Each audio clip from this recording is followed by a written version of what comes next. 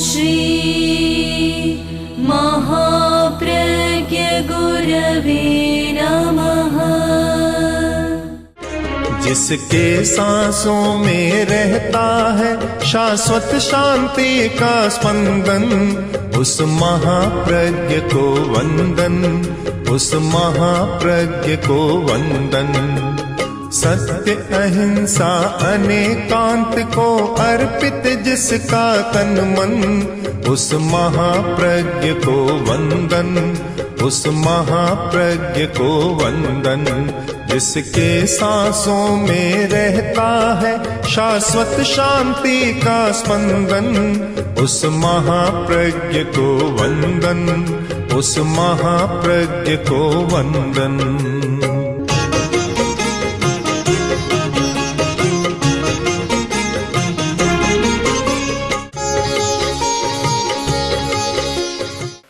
मनुष्य के दो रूप हैं,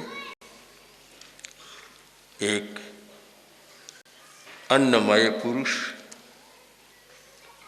कहा जाता है, 7 धातु का पुतला, 7 धातु से बना हुआ मनुष्य, और दूसरा पक्ष है कि 5 तत्वों से बना हुआ पक पुरुष। यह सारा भौतिक स्वरूप पौद्गलिक स्वरूप है शरीर। मनुष्य का एक और पक्ष है, वह है चैतन्य पुरुष, चैत्य पुरुष, अरविंद की भाषा में चैत्य पुरुष, जो दूसरा पक्ष है। हम 7 धातुओं को खोजें, 5 तत्वों को खोजें, वहाँ जो नहीं मिलता वह चैत्य में मिलता है। और उसके भी 3 रूप बन जाते हैं, ज्ञान, आनंद और शक्ति। पहली बात है ज्ञान। अज्ञान से तो कुछ भी नहीं होता। सारा विकास ज्ञान के कारण हुआ है। जो जानता ही नहीं, अज्ञानी है, वह क्या कर पाएगा। महावीर वाणी का सुंदर सूक्त है इतना सा, अन्नानी किं काहि, अज्ञानी क्या करेगा, अज्ञानी किं करिष्यति, अज्ञानी क्या करेगा। अज्ञानी को कुछ पता ही नहीं चलता। अज्ञानी विरोधाभास का जीवन भी जीता है और असफल जीवन भी जीता है। मालिक ने लालटेन जगाई और नौकर खड़ा था सामने, उसने देखा और बोला, मालिक लालटेन क्यों जगाई, जलाई क्यों, जरूरत नहीं थी। मालिक ने कहा, मैंने इसलिए जलाई कि तूने अभी लालटेन बुझाई या नहीं बुझाई। पहले आदेश दिया था कि लालटेन बुझा देना, और तूने मेरे आदेश का पालन किया या नहीं किया। लालटेन बुझाई या नहीं बुझाई, यह देखने के लिए मैंने लालटेन जलाई। यह विरोधाभास या विसंगति, क्या लालटेन को देखने के लिए किसी लालटेन को जलाने की जरूरत होती है क्या? क्या सूरज को देखने के लिए किसी प्रकाश की जरूरत होती है? ऐसा ही एक प्रसंग है कि मालिक ने नौकर से कहा कि जाओ देखो सूरज उगा या नहीं उगा। नौकर गया, वापस आया कि मालिक अभी तो अंधेरा बहुत है, पता नहीं चलता। तो मालिक बोला कि मेरे घर में कमी है क्या, दिया ले जाओ और देख लो सूरज उगा या नहीं उगा। तो क्या सूरज को देखने के लिए भी किसी दिए की जरूरत होती है? पर अज्ञान में यह सब कुछ होता है। जब ज्ञान साक्षात स्पष्ट नहीं होता, तब इस प्रकार की चिंतन की धाराएं होती हैं और इस प्रकार की घटनाएं भी होती है। तो एक जीवन का बड़ा पक्ष है, चेतना का पक्ष, जो उसका रूप है ज्ञान। ज्ञान का पक्ष अज्ञान की निवृत्ति और ज्ञान का विकास। दूसरा है आनंद।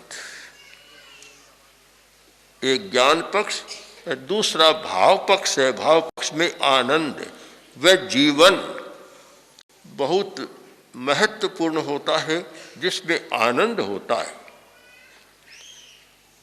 आनंद की परिभाषा भी समझना है। एक आंतरिक संपदा, आंतरिक वैभव।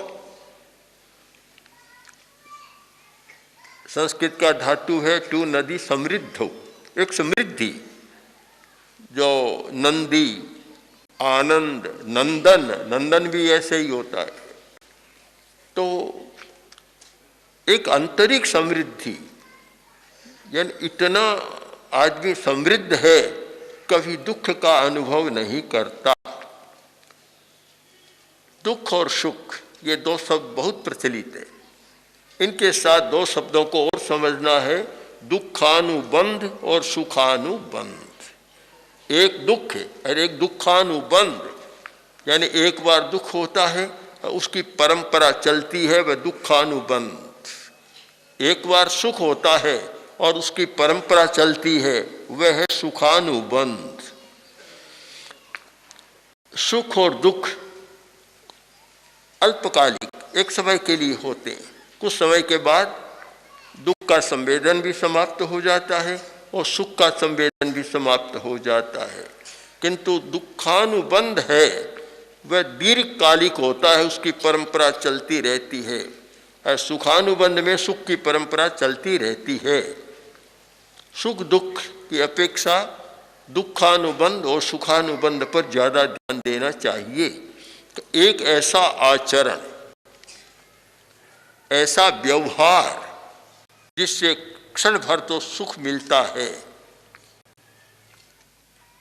तो समाप्त, दूसरे क्षण समाप्त। किंतु एक ऐसा कि सुख का अनुभव हुआ और फिर भविष्य में भी उसका अनुभव होता रहेगा, वह आचरण एक धार्मिक आचरण या उन्नत आचरण होता है।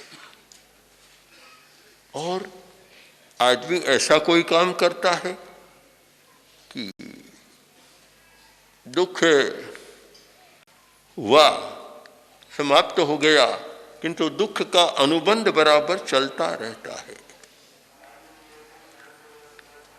एक प्रश्न हुआ था कि एक आदमी को देखते हैं और उसके प्रति एक अनुराग पैदा होता है। एक आदमी को देखते हैं तो उसके प्रति द्वेष की भावना पैदा होती है, या प्रियता की और अप्रियता की भावना पैदा होती है। एक अच्छा लगता है, एक उतना अच्छा नहीं लगता। इसका कारण क्या है? कर्म से जुड़ा हुआ प्रश्न, पुनर्जन्म से जुड़ा हुआ प्रश्न। और कारण खोजना है तो हमें कर्म और पुनर्जन्म की दिशा में जाना होगा कि क्यों होता है। आचार्य भिक्षु ने बहुत सुंदर लिखा इस विषय में कि शत्रु शू शत्रुपणो चालियो जावे, मित्र शू मित्रपणो चाले। राजस्थानी के छोटे से पद्य में एक बहुत बड़े दार्शनिक प्रश्न का समाधान दिया कि किसी व्यक्ति के साथ शत्रुता का अनुबंध हो गया। एक तो तात्कालिक किसी को शत्रु माना, एक इतना सघन प्रयोग, ये अनुबंध होता है सघन चेतना की सघन अवस्था में। जब इतना सघन संबंध जुड़ गया तो वह शत्रुता का अनुबंध जन्मों तक चलता रहता है। एक जन्म नहीं, न जाने कितने जन्मों तक वह परंपरा चलती रहती है। और जिस व्यक्ति के साथ पूर्व जन्म में कोई शत्रुता का संबंध जुड़ा और अब वर्तमान जीवन में उस व्यक्ति को वह देखता है, देखते ही अप्रियता का भाव पैदा हो जाता है। उस व्यक्ति ने अभी कुछ नहीं बिगाड़ा, कुछ नहीं अनिष्ट किया, किंतु यह अनुबंध चलता है। अनंत अनुबंध कहते हैं, अनंत समय तक चलने वाला कसाई का आवेश। यह दीर्घकाल का अनुबंध है, लंबे समय तक चलता है। 5 जन्म, 10 जन्म, 20 जन्म, 100 जन्म तक चलता रहता है।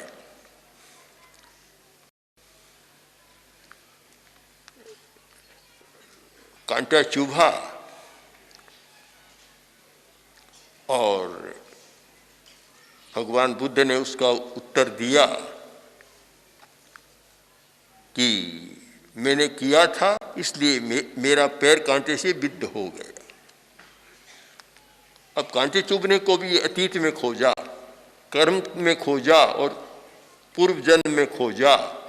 आजकल तो हम लोग बहुत कम ध्यान देते हैं, हर घटना की जो समीक्षा करते हैं केवल वर्तमान के आधार पर करते हैं, अतीत को बिल्कुल जैसे इग्नोर कर दिया। अतीत का भी बहुत गहरा संबंध है कि अतीत में क्या किया था और उसका ये परिणाम हो रहा है। तो ये बहुत अच्छा एक सूत्र है, एक समाधान है जो आचार्य भिक्षु ने दिया कि किसी व्यक्ति के साथ मित्रता का संबंध रहा, प्रियता का संबंध रहा, पिछले जन्म में रहा और वर्तमान में वह व्यक्ति जब सामने आता है तो उसके प्रति सहज ही एक अनुराग पैदा हो जाता है। शत्रुषु शत्रुपणो चाले, मित्रषु मित्रपणो चाले, मतलब दोनों के साथ चलता है। तो हमें अनुबंध की बात पर ध्यान देना है कि एक सामान्य आचरण जो किया बात समाप्त, और एक ऐसा आचरण कि जो समाप्त नहीं होता स्वल्प काल में किंतु दीर्घ काल तक जिसका परिणाम चलता रहता है। यह हमारे आचार शास्त्र का भी एक मुख्य विषय है और प्रेक्षा ध्यान का भी मुख्य विषय है। इस पर ध्यान देना। शरीर में बीमारी पैदा हुई, दवा ली, समाप्त हो गई। अब एक ऐसी बीमारी है जो समाप्त नहीं होती है। आजकल माना जाता है कि कैंसर की बीमारी बड़ी जटिल है, समाप्त नहीं होती। एड्स की बीमारी बड़ी जटिल है, आदि आदि कुछ भयंकर बीमारियां मानी जाती है कि समाप्त नहीं होती। इसका कारण हमें ये अनुबंध हमें खोजना चाहिए, इस परंपरा में खोजना चाहिए कि क्यों है, और स्थूल में नहीं सूक्ष्म में जाकर खोजना चाहिए। शरीर हमारा स्थूल है, मन उसकी अपेक्षा सूक्ष्म है पर वह भी स्थूल है। सूक्ष्म है हमारा भाव। हमें कारण और निवारण दोनों भाव जगत में खोजने चाहिए, जो प्रेक्षा ध्यान का मुख्य विषय है। व्याधि आदि उपाधि, उपाधि तक पहुंचो, केवल व्याधि में मत अटको, केवल शरीर की बीमारी हो गई उसमें मत अटको, केवल मन की बीमारी में मत अटको, उपाधि तक यानी भाव की बीमारी तक पहुंचो। एक बहुत सुंदर श्लोक है संस्कृत का, ये ईर्षु पर वित्तेषु तस्य व्याधि रनंतक। जिस व्यक्ति के मन में एक दूसरे के धन के प्रति लालसा होती है, या जो व्यक्ति अहंकार से बहुत पीड़ित होता है, हमेशा सत्कार सम्मान चाहता है, तस्य व्याधि रनंतक है, उसकी व्याधि है अनंत हो जाती है, उसका अंत पाना बड़ा कठिन होता है। हम खोज सकते हैं कि ये जो बड़ी बीमारियां हैं, जिनको आजकल साइकोसोमेटिक बीमारियां कहा जाता है, ये सारी ये शरीर की बीमारियां नहीं है, ये भाव जगत की बीमारियां हैं, भाव से होने वाली बीमारियां हैं, और इनका अंत पाना बड़ा मुश्किल होता है। व्याधि जो अनंत हो जाती है, जिसका अंत पाना मुश्किल है, उसका मूल उद्गम स्थल शायद शरीर भी नहीं है, मन भी नहीं है। और ये बात मेडिकल साइंस में बहुत स्पष्ट हो गई। इसलिए एक नया शब्द गढ़ा गया कि ये सोमेटिक नहीं है, साइकोसोमेटिक है। ये शरीर की बीमारी नहीं, ये मनोकायिक बीमारी है। और आज शायद बड़ी बड़ी बीमारियां ये मनोकायिक बीमारियां हैं। तो जब मनोकायिक बीमारियों का दौर चल रहा है, उस स्थिति में प्रेक्षा ध्यान की बड़ी उपयोगिता हो जाती है। उसे समझना होता है कि इस बीमारी का उद्गम क्या है। जब तक ठीक निदान नहीं, डायग्नोसिस नहीं होता, डॉक्टर दवा नहीं देता। आजकल तो ये बड़ी बीमारी हो गई, यह एक डॉक्टर की भी बीमारी है। पुराने वैद्य तो जब नाड़ी देखते और दवा लिख देते, आज का तो कोई डॉक्टर नाड़ी के आधार पर दवा नहीं लिखता। पहले टेस्ट, बस टेस्ट करो, और टेस्ट भी इतना जटिल हो गया कि टेस्ट का भी टेस्ट होने लग गया। एक बार आचार्य श्री तुलसी दिल्ली में विराज रहे थे। एक व्यक्ति आया, बड़ा रौबदार व्यक्ति था और सेना का बड़ा अधिकारी था, और लग रहा था सैनिक आदमी। बैठा, बोला कि आचार्य जी, मैंने आपका बहुत नाम सुना है, आज साक्षात दर्शन कर रहा हूँ, मेरी एक समस्या आप समाधान दें। आचार्य ने कहा, क्या है समस्या? तो बोला कि मैं कुछ अस्वस्थ हूँ, चिकित्सा कराने के लिए गांव से यहाँ आया और 40,000 रुपया लेकर आया था। तो डॉक्टरों से मिला और डॉक्टर ने कहा ये टेस्ट का सारा पन्ना लिख दिया। और मैं कहीं क्लिनिक में गया, कहीं कुछ कराया टेस्ट, तो वे 40,000 रुपये तो टेस्ट में पूरे हो गए। अब मैं चिकित्सा किससे करूं? जटिल हो रहा है ये टेस्ट का काम, पर मैं मानता हूं कि ये जरूरी भी होता है। चाहे इस पैसे की बात को, चिकित्सा की बात को छोड़ दें, पर जब तक टेस्ट न हो जाए, निदान न हो जाए, तब तक बीमारी का समाधान नहीं हो सकता, बीमारी को नहीं मिटाया जा सकता। जरूरी है हम पहले ध्यान समस्या के मूल स्रोत पर दें, उद्गम पर दें कि समस्या कहाँ से पैदा हो रही है। बहुत बार शरीर की समस्या मान लेते हैं और वह शरीर की नहीं होती। बहुत बार मन की समस्या मान लेते हैं पर मन की नहीं होती। हमारे जीवन में जो समस्या का उद्गम है, जहाँ से समस्या मन पर आ रही है, शरीर पर आ रही है, वह है हमारा भाव तंत्र, हमारी भावधारा। और वह भाव तंत्र जो मन का भी संचालन करता है और शरीर का भी संचालन करता है। मन को कौन चला रहा है? मन में इतने विचार क्यों आ रहे हैं? क्या केवल बाहर के कारण आ रहे हैं? परिस्थिति के कारण आ रहे हैं? आप 1 घंटा आंख मूंद कर एकांत में बिल्कुल बैठ जाए, वहाँ सामने कोई परिस्थिति नहीं है, कोई विषय नहीं है, कोई वस्तु नहीं है, फिर भी विचारों का दौर चलता है। क्यों?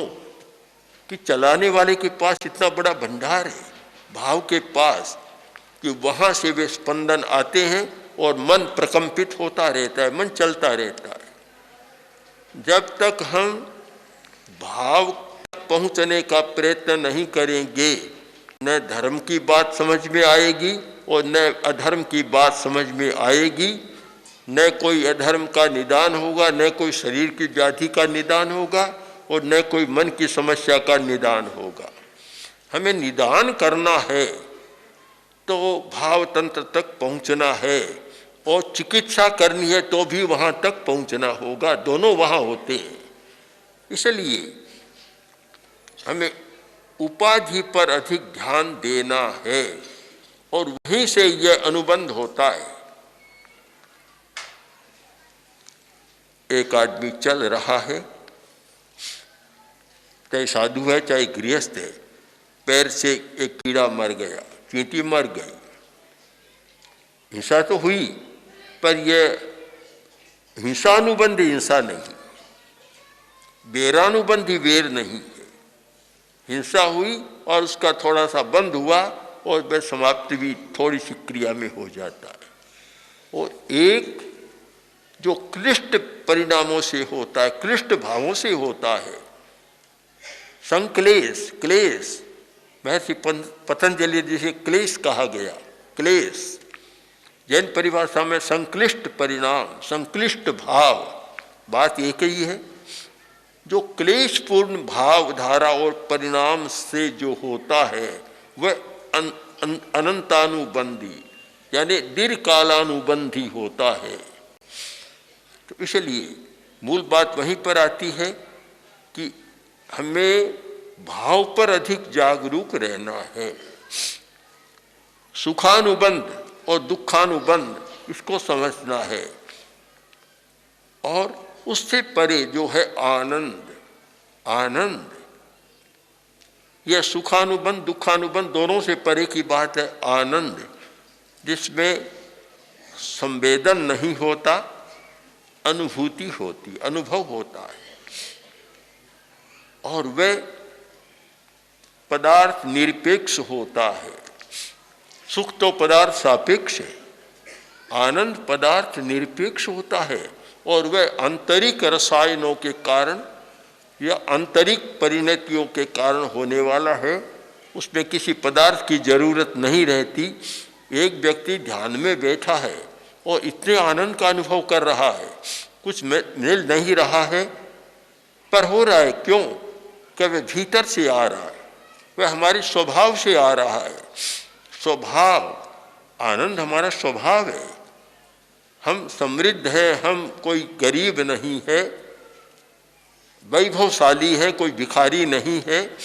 हमारे भीतर आनंद का स्रोत है, बहुत आनंद है, पर जब तक वह स्रोत पकड़ में नहीं आता तब तक आदमी कभी सुख और कभी दुख के चक्कर में चक्कर लगाता रहता है। और जब आनंद का स्रोत पकड़ में आ जाए तो फिर वह बात समाप्त हो जाती है, वह भीतर से निकलता रहता है। एक व्यक्ति को पीटा जा रहा है, कोई मार रहा है, और वह हंस रहा है, एकदम सुख का अनुभव कर रहा है, आनंद का अनुभव कर रहा है। ये कारण कि वह भीतर से भरा हुआ है, भीतर में आनंद का स्रोत उसका खुला हुआ है। तो हम आनंद की बात करें, ज्ञान और आनंद। तीसरी बात है शक्ति। शक्ति, एक शक्ति हमारी शारीरिक शक्ति होती है। हम शरीर की शक्ति के द्वारा बहुत काम कर सकते हैं जो आवश्यक है। जो व्यक्ति शारीरिक बल से भी कमजोर होते हैं उन्हें भी पूरा सुख नहीं मिलता, और आनंद भी शायद उनका पूरा नहीं होता। एक मन की शक्ति है, जहाँ शरीर की शक्ति काम नहीं देती वहाँ मन की शक्ति काम देती है। मनोबल होता है तो शरीर से दुर्बल आदमी भी बहुत काम कर सकता है। मनोबल नहीं है तो एक हृष्ट पुष्ट आदमी भी कोई बड़ा काम नहीं कर सकता। तो हमारी मन की शक्ति, और सबसे बड़ी है भाव की शक्ति। हमारा भावात्मक वीर्य, जो आंतरिक वीर्य है, उसका विकास, वह बहुत शक्ति है। जहाँ मन को भी बल मिलता है उससे, और शरीर को भी बल मिलता है। मन के आधार पर है। एक मन में ऐसी बात बैठ गई, भाव तक पहुंच गई, समस्या का समाधान नहीं होता। स्थूल से सूक्ष्म की ओर प्रस्थान का यह समय है। हम स्थूल तक न अटके, हमें स्थूल से सूक्ष्म की ओर जाना है। विज्ञान का लक्ष्य है स्थूल से सूक्ष्म की ओर, और अध्यात्म का भी लक्ष्य है स्थूल से सूक्ष्म की ओर। ध्यान के लिए भी कहा गया स्थूलात् सूक्ष्मं समालम्ब्य, स्थूल से सूक्ष्म का आलम्बन ले। तो इस दिशा में एकाग्रता के साथ गति होती रहे। ओम आर।